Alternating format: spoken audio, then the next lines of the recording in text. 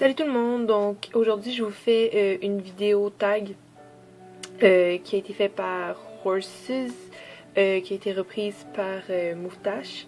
Puis juste avant, je voulais vous dire en fond que je me suis enfin créé un compte Twitter. Il y avait des gens qui me l'avaient demandé comme si j'en ferais un ou quoi que ce soit. Finalement j'ai décidé d'en faire un. J'ai fait ça hier, donc c'est pas... je suis pas vraiment très habituée encore avec ça. Là, je découvre à peine comment que ça fonctionne. Puis je vais vous mettre dans le fond le lien en barre d'infos. Donc voilà. Je voudrais excuser l'éclairage qui est un peu merdique. Il est présentement 4h30 et il fait super noir dehors. Oui, oui, il fait vraiment super noir. Donc j'ai dû allumer comme plein de lumière partout. Fait que c'est ça, ça donne ce que ça donne. Puis en plus, comme je suis habillée comme j'arrive de l'hôpital. Donc je suis comme vraiment juste... C'est ça. Donc je vais y aller avec le tag. Son titre c'est 8 choses qui m'a appris l'équitation. Donc vous allez voir que je lis parce que je les ai comme noté genre. Donc première chose que l'équitation m'a appris, il y a sûrement beaucoup de gens qui peuvent se reconnaître là-dedans, c'est la patience. Parce que un cheval, tu peux pas... il faut souvent que tu répètes, il faut souvent que tu redemandes, que tu reprécises tout ce que tu veux comme obtenir de lui. C'est aussi qu'un cheval, tu peux pas lui dire attends 2 minutes, on va refaire ça, ou bien juste une dernière fois, ou peu importe peu importe le contexte. Donc beaucoup de patience en équitation. C'est sûr qu'on obtient pas toujours les résultats qu'on aimerait avoir tout de suite. Donc la persévérance, c'est mon deuxième point. Dans l'équitation, il faut persévérer, sinon c'est enrageant, puis on n'arrive à rien, littéralement. Le troisième point, c'est gérer ses émotions. Donc moi, je suis quelqu'un qui, avant, je pouvais stresser à rien, je pouvais être frustrée à rien, puis encore aujourd'hui, tu sais, il y a des moments, tu sais, des fois dans la vie où j'ai un peu plus de misère avec ça. Mais avec l'équitation, quand t'es à cheval, quand t'es avec un cheval, tu peux pas te laisser aller dans tes pensées, à penser à n'importe quoi, à être stressé, à être fâché, à être genre, peu importe. Tu peux juste pas parce que ton cheval va le ressentir, puis ça va généralement mal. Fait que ça m'a vraiment appris à focusser sur qu'est-ce que je faisais, puis laisser tout le reste dehors, puis gérer surtout mon stress. Donc c'est ça. Quatrième point, se taire et écouter. Vraiment, comme autant ton coach que ton cheval. Parce que ton coach, il dit pas des niaiseries, déjà en partant. Ce qui t'explique, ce qui te... Toutes juste des fois, c'est comme un mot qui te dit au bon moment. Puis si tu l'écoutes, que tu l'appliques, souvent ça règle comme bien les choses. Puis écouter ton cheval. Parce que ton cheval, il t'en dit beaucoup des choses. C'est sûr qu'il parle pas, mais il t'en dit beaucoup de part. Que ce soit à pied ou à cheval, il t'en dit beaucoup des choses. S'il y a quelque chose qui va pas, s'il y a quelque chose qui va bien, s'il y a quelque chose qu'il aime pas, s'il y a quelque chose qu'il comprend ou qu'il comprend pas, peu importe. Donc, se taire et écouter. Cinquième point, ne jamais arrêter sa passion, comme croire en sa passion, croire en ses rêves, tout ça. Parce que, en fait, j'avais, je pense, comme 10 ans, 12 ans quand j'ai commencé à monter à cheval. Sérieusement. En camp de jour, à prendre des cours et tout. Puis j'ai arrêté, je pense, j'avais comme 14 ans. De par mon manque de temps avec l'école internationale, le pays, tout ça. Puis en même temps, par un peu manque d'argent, on va se dire, c'est quand même un erreur comme sport. Puis j'ai décidé de recommencer dans le fond quand j'ai arrêté l'université. Puis depuis ce temps-là, c'est comme... Je peux pas m'en passer, là. Puis même dans les années, dans le fond, les 7-8 ans que j'ai passé sans monter à cheval, c'était... Tu sais, j'étais jamais vraiment heureuse. Tu sais, oui, il y a des choses qui me rendaient contente, mais c'était jamais quelque chose qui remplissait ma vie, qui me rendait heureuse.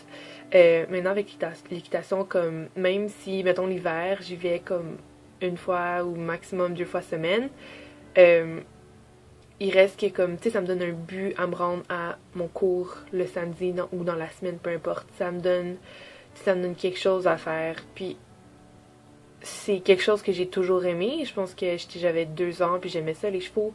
Fait que c'est quelque chose qui me rend heureuse même si je suis pas là à tous les jours comme mettons l'été.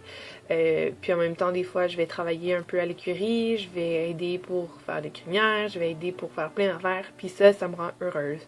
Donc ne jamais arrêter vos passions, peu importe quoi les amis. 6e point, profitez de chaque moment. Parce que c'est dur à expliquer, mais des fois,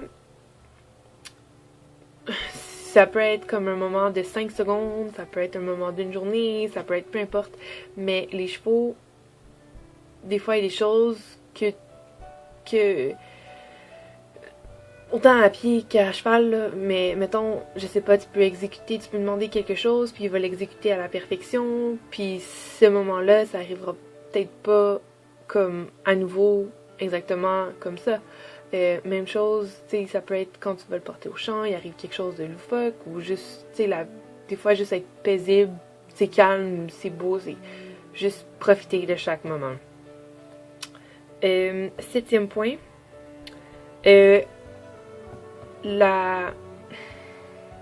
avoir confiance en soi, être sûr de soi, arrêter de regarder en arrière, d'avoir des regrets ou peu importe.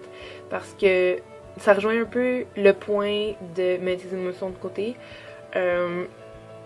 Manquer de certitude en soi à cheval, c'est pas bon. Comme vraiment pas bon. J'en ai eu l'expérience.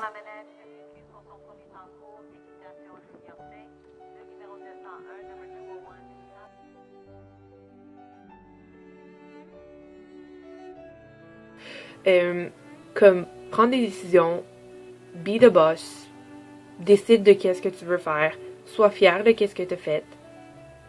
Je pense que c'est comme une grosse base là. Parce que si t'es pas sûr, tu sais pas si tu veux aller à droite, tu sais pas si tu veux aller à gauche, c'est autant en dressage qu'en saut d'obstacle ou peu importe, t'es sûr que tu veux sauter le saut ou tu veux pas le sauter. Si t'as un doute, ton cheval refuse. Comme, c'est quasiment sûr là.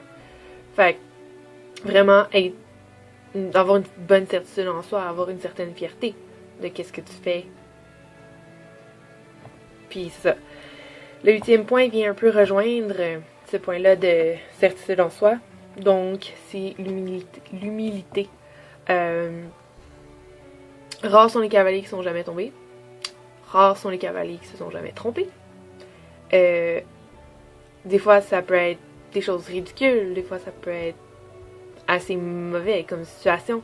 Mais faut pas avoir peur du ridicule quand tu vas monter un cheval. Je veux dire, tu peux autant te faire cracher dans la face, tu peux te faire mettre de la bavure partout, tu peux tomber, tu peux te salir, tu peux n'importe quoi. Alors, il y a comme une infinité de possibilités, de choses qui peuvent arriver. Tu sais, je veux dire, tu peux te blesser, tu peux comme décider de prendre ses clics, c'est clair, puis s'en aller, genre pendant que tu avais un moment d'inattention, tu n'avais pas la laisse, ou peu importe. Puis, c'est des choses qu'il faut apprendre à assumer. Je veux dire, c'est comme ça. Je sais pas trop quoi dire, c'est comme ça. Donc voilà, c'est fini pour ce tag-là. Je sais qu'il y en a qui font des fois comme je 6 ou qui en mettent 10 ou peu importe. Moi, j'avais vraiment comme plus 8 points à dire, à définir. Je taguerai pas personne en particulier. Ça peut être n'importe qui est abonné à ma chaîne ou qui souhaite le faire, peu importe. Puis je pense que c'est un tag qui est intéressant à faire parce que ça vous permet de faire peut-être un peu une rétrospection. Ça dit-tu même? Une rétrospection?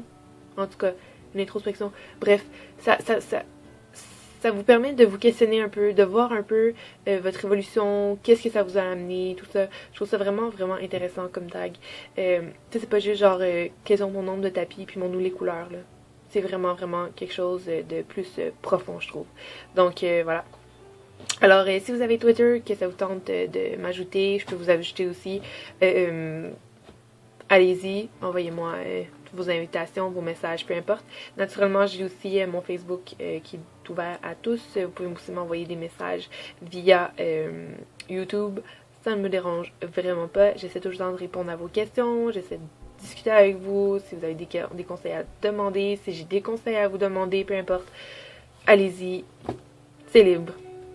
Donc, je vous souhaite une bonne journée, bonne soirée ou peu importe, puis amusez-vous bien.